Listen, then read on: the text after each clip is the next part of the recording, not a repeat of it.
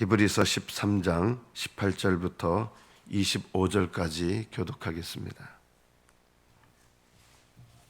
히브리서 13장 18절부터 25절.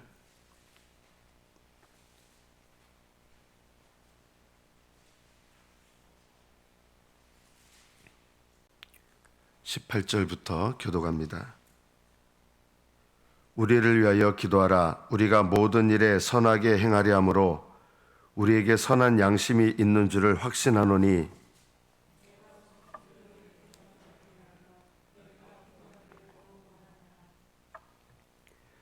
양들의 큰 목자이신 우리 주 예수를 영원한 언약의 피로 죽은 자 가운데서 이끌어내신 평강의 하나님이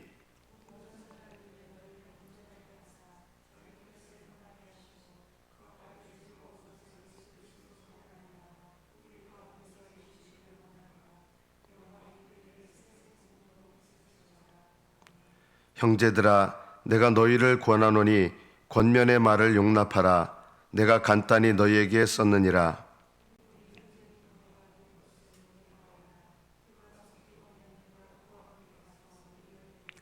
너희를 인도하는 자들과 및 모든 성도들에게 문안하라.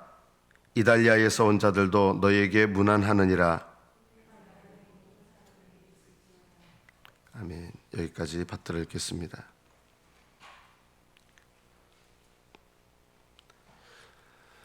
우리가 이제 오해하는 것 중에 하나가, 하나님께서 무엇인가를 예정하셨다면 우리의 믿음과 또 우리의 의지와 상관없이 이루어 가신다라고 하는 생각들을 갖고 있습니다.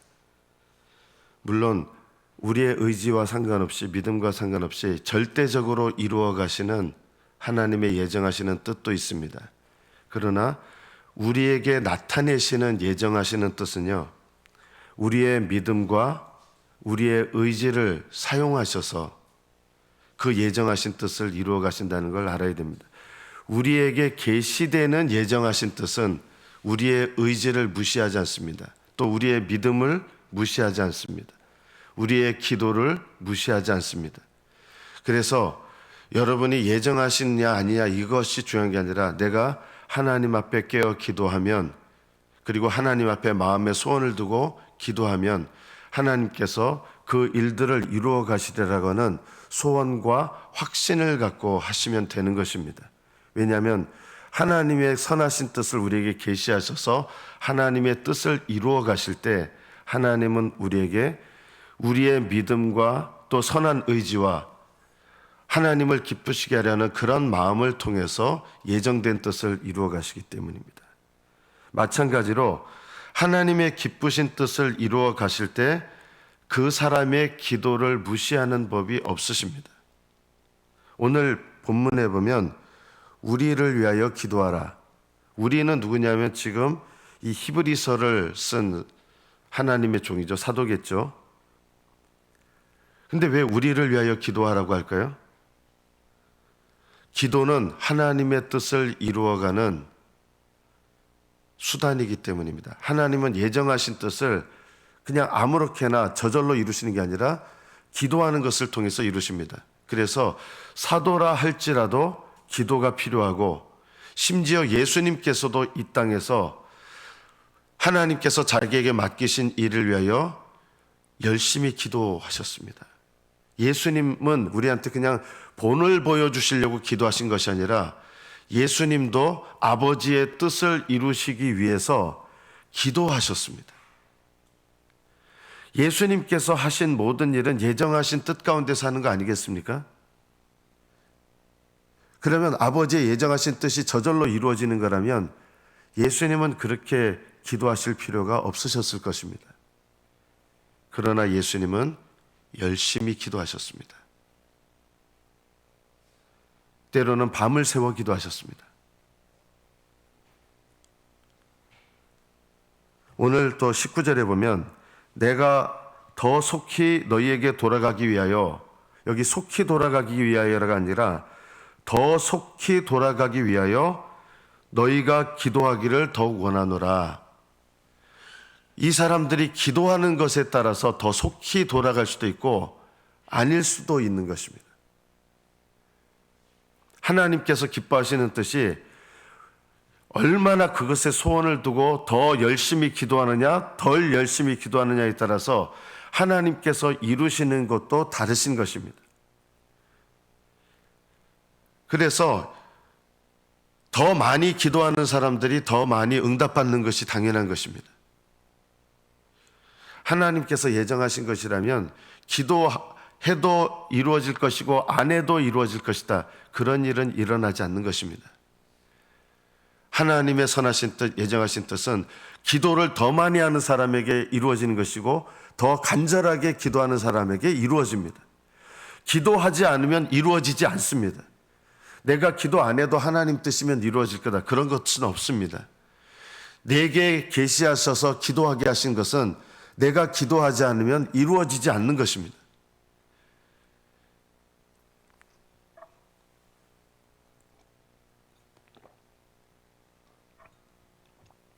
하나님의 뜻이 더디 이루어지는 이유 중에 하나는 우리가 하나님께서 기뻐하시는 대로 마땅히 기도하지 않기 때문입니다. 우리에게 이런 기도의 간절함과 열심이 필요합니다. 여러분이 거룩함을 위해서 기도하면 기도할수록 더 거룩함에 이르게 될 것입니다. 하나님은 기도하지 않는 사람들을 거룩함으로 이끌어 가시는 일이 없으실 것입니다. 하나님 앞에 더 간절하게 기도할수록 응답받는 일이 많아지고 거룩함을 위하여 더 기도할수록 하나님 앞에 거룩함에 이르게 될 것입니다. 하늘나라의 영광을 위하여 기도하는 사람일수록 하나님의 영광을 위하여 수고하는 일들이 많게 될 것입니다. 내가 더 속히 너희에게 돌아가기 위하여 바울이 기도하는 것도 필요하겠죠. 그러나 너희가 기도하기를 원하노라 한 거예요. 기도는요, 필요로 하는 사람이 기도해야 됩니다. 바울도 이것을 위해서 기도하겠지만 우리를 위하여 기도하라 그러고 너희가 기도하기를 원하노라 했어요. 하나님께서 여러분에게 주시는 은혜와 복은 자녀들에게 어느 자녀도 하나님은 자녀들의 비참한 미래를 준비하시는 법이 없습니다. 그러나 하나님께서 각자에게 놀라운 은혜를 예비하시고 놀라운 인생을 준비하셨어도 저절로 그렇게 되는 것은 아닙니다. 여러분이 하나님께 소원을 가지고 기도하는 만큼 하나님께서 이루어 가실 것입니다. 오늘 20절에 보면 양들의 큰 목자이신 우리 주 예수를 영원한 언약의 피로 죽은 자 가운데서 이끌어내신 평강의 하나님이 모든 선한 일에 너희를 온전하게 하신다 그랬어요. 하나님께서 우리를 선하신 일에 쓰실 때 우리에게 먼저 하시는 일이 있습니다. 온전하게 한다는 말은 준비시킨다는 뜻입니다. 어떻게 준비시키실까요? 여러분이 하나님 앞에 쓰임받는 귀한 도구가 되려면 하나님 앞에 준비가 되어야 됩니다. 온전하게 하시는데 영어로 말하면 이게 equip입니다. 준비하는 거예요. 갖추게 하는 것입니다. 하나님의 선한 일을 위하여 어떤 일을 갖추게 하십니까? 첫째, 하나님께서는 여러분을 겸손한 자로 먼저 만드십니다. 겸손한 자. 하나님의 선한 일에 쓰임 받으려면 하나님께서 준비시키는 일의 첫 번째가 뭐냐? 하나님은 그 사람을 겸손하게 하십니다. 하나님은 야곱의 열심을 기뻐하셨지만 그러나 하나님의 선한 일에 아직 쓰임 받을 수가 없었습니다. 이 야곱이 얼마나 열심 있는 사람이냐면 불찰주하러 눈붙일 틈도 없이 양과 소떼를 이렇게 양육을 길렀어요. 이것이 필요합니다. 게으른 자를 쓰시는 법은 없습니다. 그런데 이렇게 열심은 있는데 야곱은 아직 배워야 될 게 있었어요. 겸손이란 게 뭐냐면 하나님을 의지하는 거거든요. 열심은 있는데 하나님을 의지할 줄 모르는 거예요. 불찰주하러 눈 붙일 틈도 없이 정말 열심을 내고 성실한 사람이었어요. 하나님은 이것을 기뻐하세요. 그런데 하나님의 선한 일을 위해서 쓰임 받으려면 이것으로는 안 됩니다. 열심을 내야 되지만 뭐가 필요하냐? 하나님을 의지하는 겸손이 필요하다. 오직 하나님을 의지하고 하나님의 능력만을 의지하고 예수님께서도 하나님의 일을 하실 때 어떻게 하셨습니까? 예수님은 하나님 아들이셨습니다. 전지전능하신 분입니다. 그런데 예수님께서 아버지께서 맡기신 그 뜻을 감당하실 때는 어떻게 하셨습니까? 자기 자신의 전지전능함을 사용하지 않으셨습니다. 자기를 비우시고 낮아지셨습니다.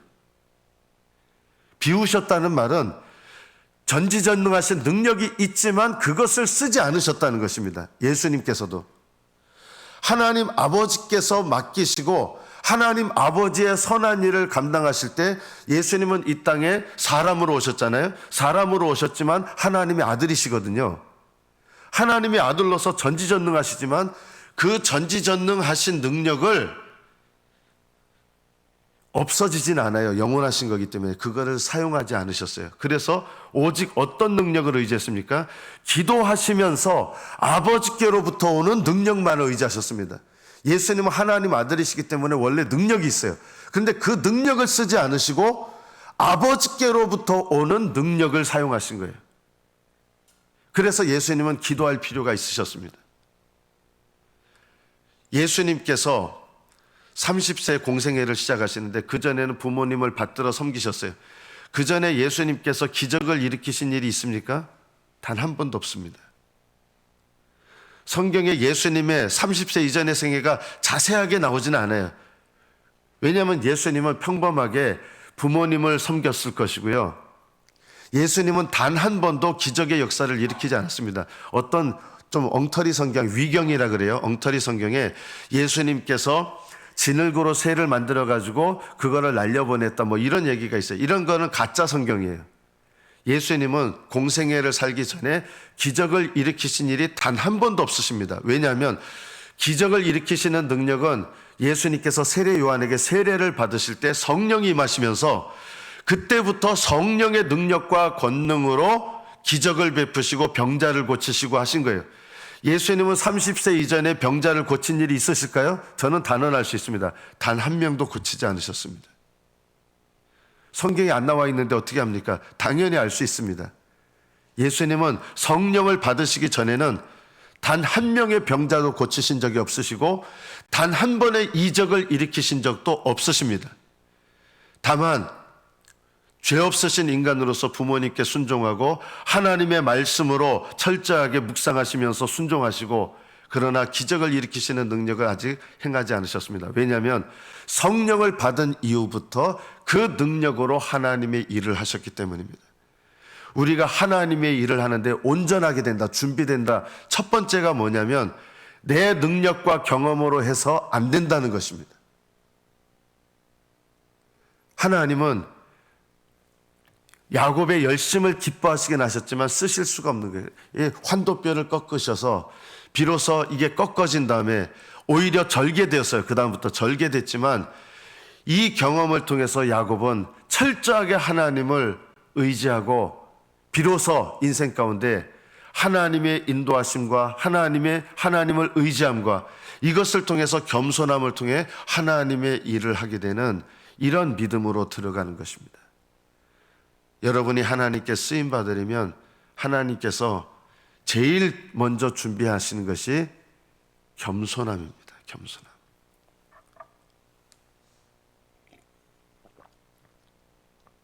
물론 쓰임 받기 전에 보통 준비케 하시는 게 있습니다. 그게 뭐냐면 열심입니다. 하나님은 열심 없는 자를 쓰시지는 않아요. 사도 바울도 예수님을 그렇게 대적했던 사람이에요. 예수님 믿는 사람들을 감옥에 갇히고 얼마나 악랄하게 했냐면 고문을 해가지고 예수 믿는 거 입으로 부인하게 만들 정도로 이 율법을 지키는 일에도 사도 바울처럼 열심히 있었던 사람이 없습니다. 하나님은 겸손으로 준비시키는 게 첫 번째 단계인데 하나님이 쓰시는 거의 첫 번째 단계가 겸손이고 그 전에 하나님께서 그래도 준비되는 게 있어야 돼요. 그게 뭐냐? 열심이더라. 왜 사도 바울을 쓰셨을까요? 사도 바울이 아무 열심도 없고 이렇게 살고 저렇게 살고 휩쓸리는 대로 살고 이렇게 살던 사람을 하나님께서 성령을 부으셔서 새롭게 하셔서 쓰시는 경우가 별로 없어요. 사도 바울도요, 율법에 대한 열심이 있었고 정말 자기가 올바르다고 생각하는 거에 그렇게 열심히 있었기 때문에 하나님께서 쓰시는데 그대로 쓰시는 게 아니에요. 완전히 3일 동안 빛을 본 다음에 눈을 멀게 하셨죠. 그러면서 열심히 있었던 사람인데 3일 동안 눈이 먼 상태에서 자기가 얼마나 잘못된 삶을 살아왔고 자기는 나름대로 하나님을 열심히 섬긴다고 생각해왔던 사람이었어요. 본인이 하나님을 열심히 섬긴다고 생각했을 때 그때가 어떤 시절인지 아십니까? 하나님을 가장 대적했던 때였습니다. 사도 바울이 나는 하나님을 위해서 누구보다 가장 나는 열심히 하고 있어. 이럴 때가 사도 바울이 하나님을 가장 대적하고 있었던 때였습니다. 열심은 필요하지만 열심으로는 하나님께서 온전케 하시는 선하신 일을 위하여 쓰실 준비가 아직 안 된 거예요. 겸손함부터 배우게 하십니다. 열심은 하나님의 도구로 쓰시기 전에 보통 준비하시는 거예요. 이건 불신자 때도 마찬가지예요. 예수님 안 믿다가 그래도 안 믿는 사람 중에도 열심히 있는 분들이 있잖아요. 자기 일에. 이런 분들이 예수님을 믿고 난 다음에 열심은 있으면서 겸손하게 되는 거예요. 불신자 시절에도 게으르고 이런 분들이 예수님을 믿고 나면 비슷하더라고요. 불신자 때도 게으르고 할 거 안 하고 책임 안 지고 이런 분들은 예수님을 믿고 나도 믿기는 믿는데 이게 바뀌기가 좀 어렵더라고요. 저는 이런 과정, 예수님을 믿는 사람은요, 하나님이 택하신 자잖아요. 뭐 20대 예수님을 믿게 되든 30대 예수님을 믿게 되든 택하신 자는 하나님께서 믿기 전에도 이미 준비하게 하시는 일이 있는 것 같아요. 그게 바로 뭐냐? 열심을 내는 것이다. 열심을 내는 것. 그러나 그 열심으로는 쓰임받지 못한다. 선한 일에 하나님 뜻을 위하여 행하게 하실 때 온전하게 하시는데 겸손하게 하십니다. 첫째. 그래서 우리가 늘 이것을 배워야 됩니다. 둘째, 온유함을 배우게 하십니다. 하나님의 선한 일을 위하여 쓰임받게 하실 때 먼저 겸손하게 하시고 두 번째, 다른 사람들을 향한 태도입니다. 온유라고 하는 것은 내 삶 속에서 일어난 모든 사건들을 하나님의 사건으로 받아들이고 그것을 합력하여 선을 이루시는 하나님의 뜻으로 받아들이는 거예요. 그것뿐만 아니라 온유라고 하는 것은 하나님께 훈련받는 것이라 그랬죠. 또 온유라고 하는 것은 하나님께 훈련받으면서 다른 사람들을 향해서 부드러운 태도로 대할 줄 아는 것입니다. 물에 물 탄 듯 술에 술 탄 듯 하는 게 온유한 건 아니에요. 예수님은요, 온유하셨지만 올바르게 나타내시고 책망하실 때는 엄하게 책망하셨어요. 온유라고 하는 건 뭐냐면 다른 사람을 대할 때 하나님의 뜻과 방법으로 올바르게 대할 줄 아는 거예요. 부드러워야 될 때는 부드러울 줄 알고 사랑 안에서 엄하게 해야 될 때는 엄할 줄 알고 권면해야 될 때는 권면할 줄 알고 그러나 용납해야 될 때는 용납할 줄 알고 다른 사람을 향해서 교만한 태도를 취하지 않습니다. 여러분이 이 세상 사람들은 이제 높은 자리에 오르면 어떻게 됩니까? 이게 목이 고다집니다. 교만하다는 게 뭐냐면요, 하나님 앞에 교만한 사람은 없어요. 그런데 뭐가 교만한 사람입니까? 다른 사람들을 향해서 교만한 사람이 하나님께 교만한 사람이에요. 이것을 기억하셔야 됩니다. 하나님을 대적하는 사람은 없잖아요. 직접적으로 믿는 사람 중에. 그런데요, 하나님께서 세우신 권위에 대적하는 게 하나님을 대적하는 게 되거든요. 저는 하나님을 대적한 일이 없습니다 하는데 사실은 하나님을 대적하시는 분들 많아요. 저는 하나님께 교만하지 않아요 하는데 다른 사람들에게는 교만한 사람들이 많잖아요. 이게 하나님께 교만한 거예요. 저는 하나님께는 겸손합니다 하는데 사람들에게는 교만한 태도를 간다. 이것이 바로 하나님께 교만한 것입니다. 하나님의 일꾼으로, 선한 일에 쓰임받는 일꾼으로 하나님께서 준비시키는 두 번째 태도가 온유함입니다. 온유함. 꼭 기억하십시오. 열심은 성령께서 역사하시기 전에도 미리 준비시키시는 과정인 것 같고 성령께서 나를 준비시키는 과정은 첫째가 온유함이고 첫째가 겸손함이고 둘째가 온유함이에요. 그리고 세 번째는 순종입니다. 순종은 물론 충성된 것을 포함합니다. 순종은 하나님의 뜻에 무조건 복종하는 것입니다.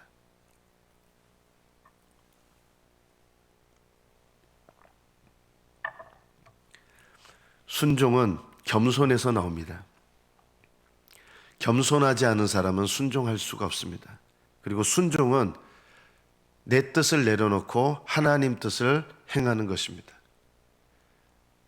순종은 하나님께만 아니라 사람에게도 순종하는 것입니다. 그래서 부모에게 순종하지 않는 사람이 하나님께 순종할 수 없습니다. 이게 연결되어 있습니다. 위의 권위에 순종하지 않으면 하나님께도 순종할 수가 없습니다. 여러분이 모든 선한 일에 하나님께서 온전하게 하셔서 하나님의 선하신 뜻을 행하게 하시는데 이렇게 구비된 인생들이 되시기를 축복합니다. 겸손한 자, 온유한 자, 순종하는 자가 되는 것, 이것이 하나님 앞에 온전하게 구비되는 것입니다. 마지막으로 사도 바울은 이렇게 말씀합니다. 21절 뒷부분에 보면 영광이 그에게 세세무궁토록 있을지어다. 영광이 그에게 세세무궁토록 있을지어다. 하나님의 영광만을 구하는 것입니다. 하나님의 일을 하는 사람, 이게 하나님의 일이냐 내 일이 되냐, 하나님의 일을 하는 것 같지만 그 일을 통해서 내가 영광받고 싶으면 나에게 세세토록 영광이 있을지어다, 이렇게 되는 거잖아요. 하나님의 일을 하는 사람들이 늘 기억해야 될 것은 모든 영광을 하나님께 돌리는 것입니다. 영광이 그에게 세세무궁토록 영원히 하나님께만 영광을 돌리는 것입니다. 우리는 인간적인 마음들이 늘 있습니다. 우리는 타락한 본성이 있잖아요. 그래서 내가 뭔가를 열심히 하면 그 일을 통해서 사람들에게 인정받고 싶은 마음이 있습니다. 누구나 있습니다. 이게 없는 사람이 없어요. 이것을 계속 복종시켜야 됩니다. 사람들한테 인정받고 싶어하는 마음이 있습니다. 하나님의 일을 하다가도 우리는 하나님께 인정받는 게 아니라 사람한테 인정받고 싶어하는 욕구가 있어요. 그래서 하나님의 일을 하다가 내가 분명히 하나님의 일을 한다고 하는데 하나님의 일을 하다가 사람한테 인정받지 못하면 하나님의 일을 그만둬요. 이러면 안 되는 거예요. 영광이 그에게 세세무궁토록 있을지어다. 이것은 뭐냐면 우리가 그런 일들 경험할 때 있거든요. 하나님의 일을 하는데 내가 이거는 영광을 바란 것도 아닌데 오히려 더 반대로 내가 하나님의 일을 하는데 오히려 멸시를 받고 내가 하나님의 일을 한다고 그러는데 오히려 다른 사람한테 비난을 받게 되는 일이 있어요. 이 왜 이런 일이 일어날까요? 내가 영광 받으려고 한 게 아닌데 왜 내가 하나님의 일을 하는데 멸시를 받고 내가 하나님의 일을 하는데 왜 이렇게 내가 욕을 먹어야 돼? 이럴 때가 있을 거예요. 왜 그럴까요? 그것이요, 우리 속에 있는 육신, 옛사람의 성품이 아직 남아있어서 그것 때문에 내가 화가 나거든요. 왜 화가 나냐면 사실은 이 마음이 온전히 하나님의 영광을 위하여 세세무궁토록 영광을 돌리는 이 마음으로 내가 하면요, 내가 하나님의 일을 하면서 사람들에게 때로는 오해를 사서 비난을 받아도 그것을 개의치 않게 됩니다. 그래서 하나님께서 내가 하나님의 일을 하는데도 불구하고 그게 오해든지 어떻든지 다른 사람에게 비난을 받기도 하고 이래서 내 속에 있는 아직 남아있는 그것 때문에 내가 화가 나고 너무 분노하고 이러면 이게 결국 뭐냐면 내가 모를 뿐인데 역시 내 안에 사람의 영광을 구하는 마음이 있기 때문이에요. 주의 일 하다가 낙심하지 마십시오. 나는 하나님의 일을 한다고 하는 건데 왜 내가 이렇게 수치를 당해야 되지? 이런 마음 때문에 낙심하지 마십시오. 오히려 하나님께서 이것을 통해서 내가 사람에게 영광받고자 하는 마음을 갖고 있다는 것을 알게 하시는구나, 이런 마음을 품으시고 오늘 이 마지막처럼 영광이 그에게 세세무궁토록 있기를, 하나님께만 영광 돌리시는 주의 일꾼들이 되시기를 바랍니다. 이것이 선한 일에 구비되는 일꾼들의 모습입니다. 기도하겠습니다.